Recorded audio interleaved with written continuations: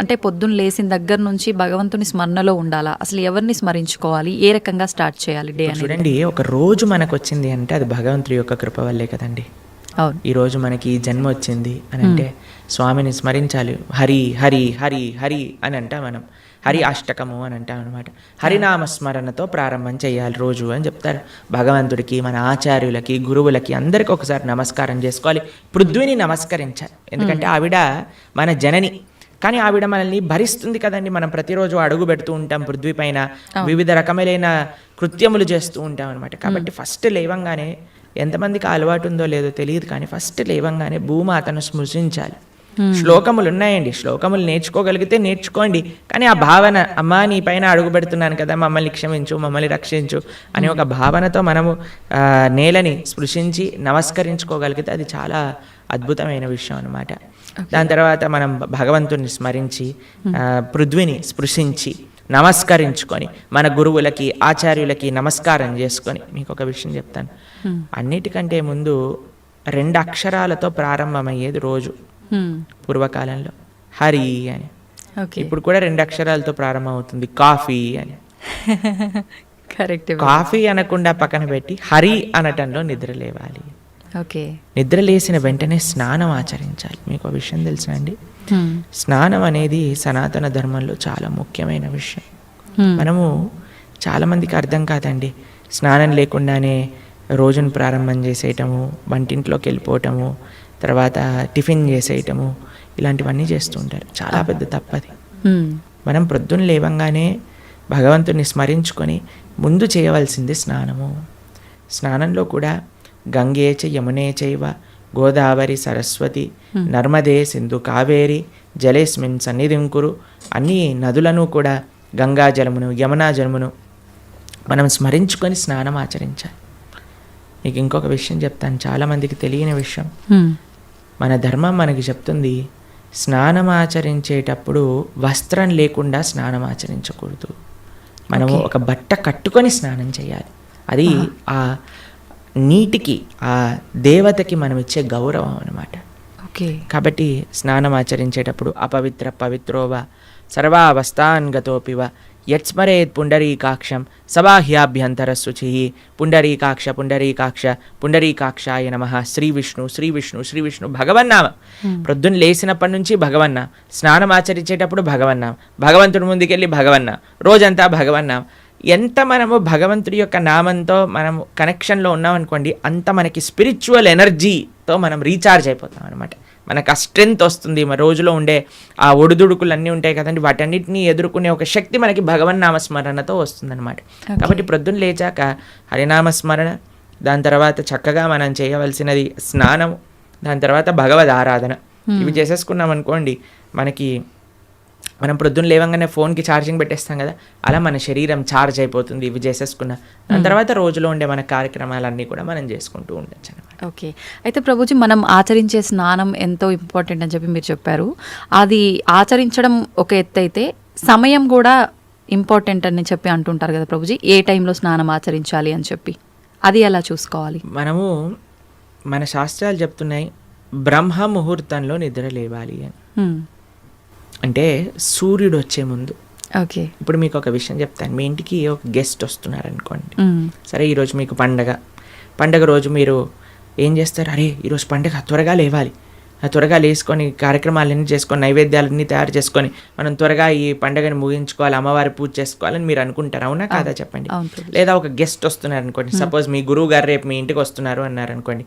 మీ గురువు గారు ఇంటికి వచ్చాక బయట నాక్ చేశాక మీరు లేచి స్నానం చేసి రెడీ అవుతారా? లేదా ఆయన వచ్చే ముందే అన్ని సదుపాయాలన్నీ కూడా సక్రమంగా చేసుకొని పెట్టుకుంటారా చెప్పండి? వచ్చే ముందే చేస్తారు, అంతే కదండి. ఎవరైనా గెస్ట్ వచ్చినా, మన ఇంటి గురువులు వచ్చినా ఎవరో ఒకళ్ళు అలా చేసుకుంటాం కదా. సూర్య భగవానుడు ప్రత్యక్షంగా మనకి భగవంతుడి యొక్క స్వరూపం మనకి దర్శనమిస్తున్నారు. ఆయన ప్రతిరోజు ఉదయించే ముందే మనం నిద్ర లేవాలి. దాన్ని బ్రహ్మ ముహూర్తము అని అంటారు. సూర్యోదయం కంటే ముందు మనం నిద్రలేచి మన యొక్క స్నానాది కార్యములన్నీ పూర్తి చేసుకొని మనం రెడీగా ఉండాలి సూర్యుడిని స్వాగతించడానికి. మన యొక్క భగవన్నామ స్మరణ చేసుకుంటూ మనం రెడీ అయిపోతాం అనమాట. అందుకే సంధ్యావందనాది కార్యక్రమములు మనం ప్రొద్దున పూట, మధ్యాహ్నం పూట, సాయంకాలం పూట 3 పూటలు చేస్తాం అనమాట. ఆయన ఎవరికి చేస్తున్నాము అని అంటే సూర్యమండలంలో మధ్యలో ఉన్న భగవంతుడికి మనం చేస్తున్నాము.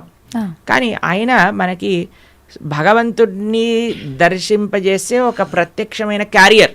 ఓకే, కాబట్టి మనం ఆయన వచ్చే ముందే మనం నిద్ర లేవాలి.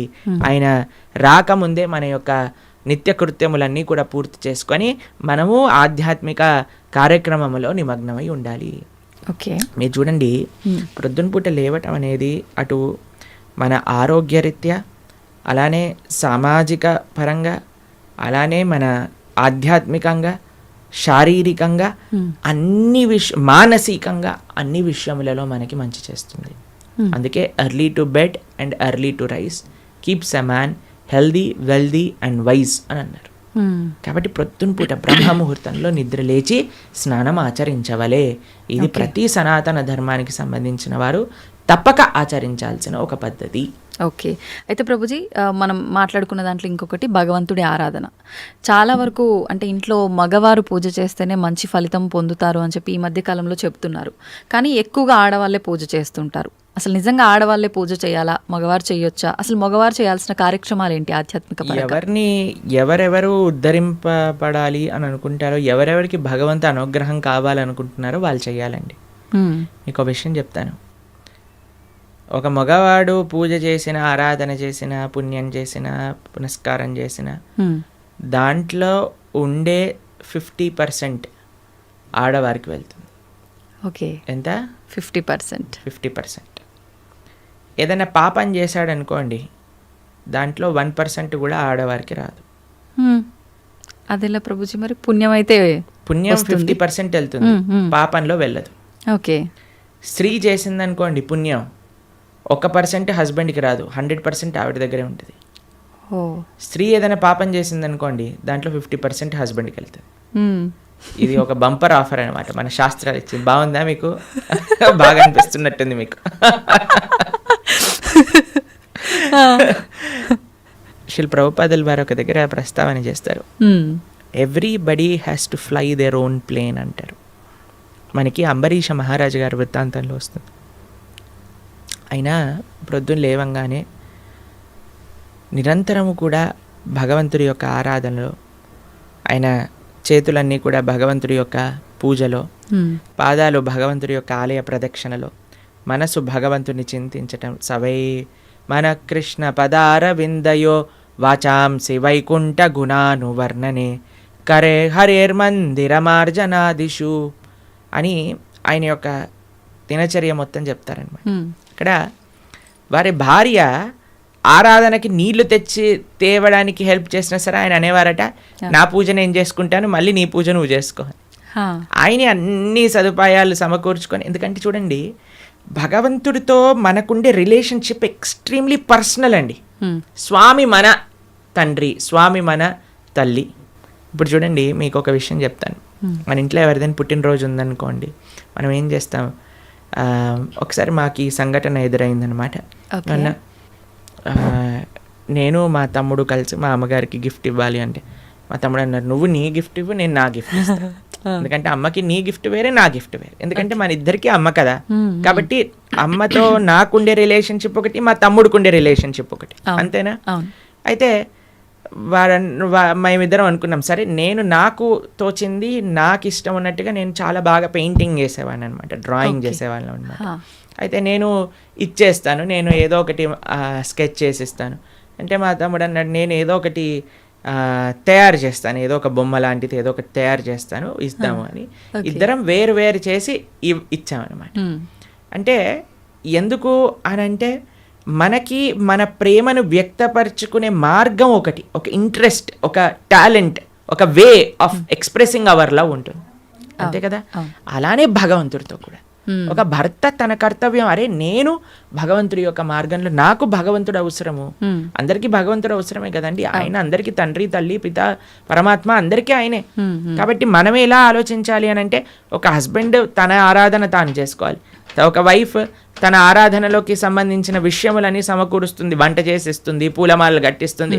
దాని తర్వాత వారి హస్బెండ్ వెళ్ళిపోయాక వైఫ్ తన ఆరాధన తాను చేసుకుంటుంది, పిల్లలు వచ్చి దండం పెట్టుకుంటారు, ఏదో అమ్మ నాన్నలకి ఇద్దరికి హెల్ప్ చేస్తారు, అందరు కలిసి ఆరాధన ఒకటి ఉంటుంది, ఒక్కొక్కళ్ళు కలిపి ఆరాధన ఉంటుంది అన్నమాట. కాబట్టి ఏదో స్త్రీలు చేస్తే ఇల్లంతా బాగైపోతుంది అనే భ్రమలో నుంచి బయటపడండి, మీకు 1% పుణ్యం రాదు.